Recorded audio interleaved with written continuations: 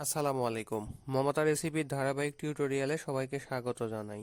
তো আজকে একটি চমৎকার রেসিপি নিয়ে হাজির হয়েছি, চলুন তা দেখে নিই। প্রথমে আমরা চুলায় কড়াই বসিয়েছি এবং রান্নার তেল দিয়ে দিয়েছি। তারপরে আমরা পেঁয়াজ কুচি ও মরিচ কুচিগুলো দিয়ে দিলাম। এখন চুলার আঁচ মিডিয়ামে রেখে হালকা হালকা নেড়েচেড়ে এগুলোকে হালকা করে ভেজে নেব।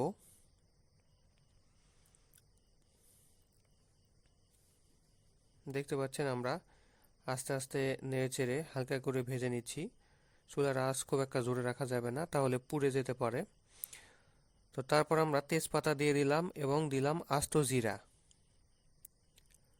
তারপর আরেকটু নেড়েচেড়ে দিয়ে আমরা চিংড়ি মাছগুলো দিয়ে দিচ্ছি। যেহেতু আমরা চিংড়ি মাছ দিয়ে ভাজি রেসিপি আজকে করে দেখাবো, সেহেতু চিংড়ি মাছটা আমরা হালকা করে ভেজে নেব। প্রথমে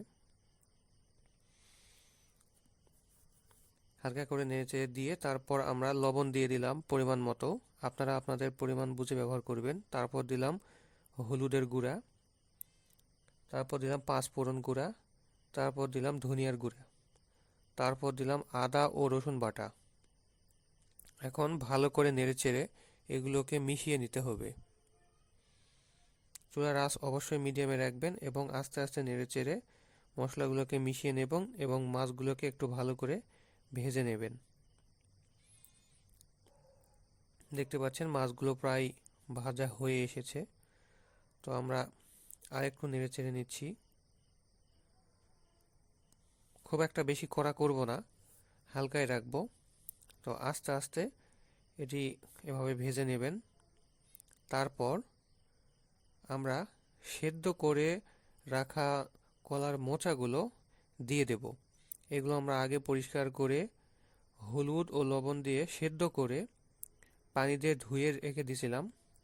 তো এখন সেগুলো আমরা দিয়ে দিলাম। এই বিষয় নিয়ে আমার আরেকটি ভিডিও আছে।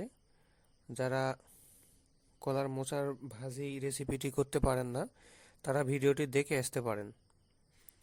তো আবারও আমরা নেড়েচেড়ে ভালো করে মেখে নিচ্ছি।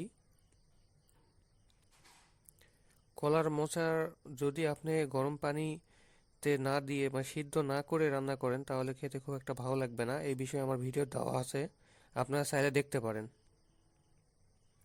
তো আমরা ঢেকে দিচ্ছি 5 মিনিটের জন্য। ফিরে এলাম 5 মিনিট পর। দেখতে পাচ্ছেন ভাজাটি প্রায় হয়ে এসেছে। তো চুলার আঁচ মিডিয়াম করে দিচ্ছি এবং আবারও নেড়ে চেড়ে দিচ্ছি যেন পোড়া না লাগতে পারে। যদি আপনাদের তেল কম হয় তাহলে একটু তেল দিয়ে দিতে পারেন। দিয়ে আস্তে আস্তে এটিকে ভেজে নিতে হবে।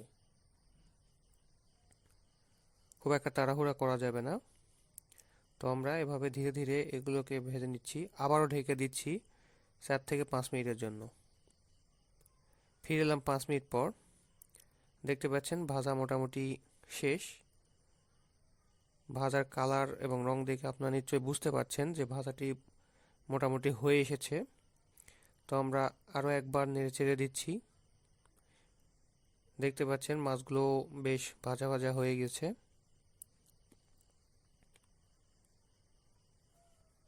তো এইভাবে আপনারা ভেজে নেবেন এবং এটি খেতেও খুব চমৎকার। একবার ভেজে খেয়ে দেখুন।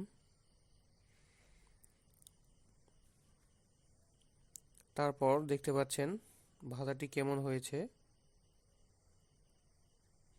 এটি আপনারা ভাত বা বিরিয়ানির সঙ্গে খেতে পারেন। তো এই ছিল আজকের ভিডিও। এতক্ষণ পর্যন্ত ধৈর্য নিয়ে সাথে থাকার জন্য সবাইকে আন্তরিক ধন্যবাদ। যারা চ্যানেলটি সাবস্ক্রাইব করেছেন তাদেরকে ধন্যবাদ। যারা এখনও সাবস্ক্রাইব করেননি, অবশ্যই চ্যানেলটি সাবস্ক্রাইব করে দিবেন। তো আগামী ভিডিওর জন্য সবাইকে আমন্ত্রণ জানিয়ে আজকের ভিডিওটি এখানেই শেষ করছি। আল্লাহ হাফেজ।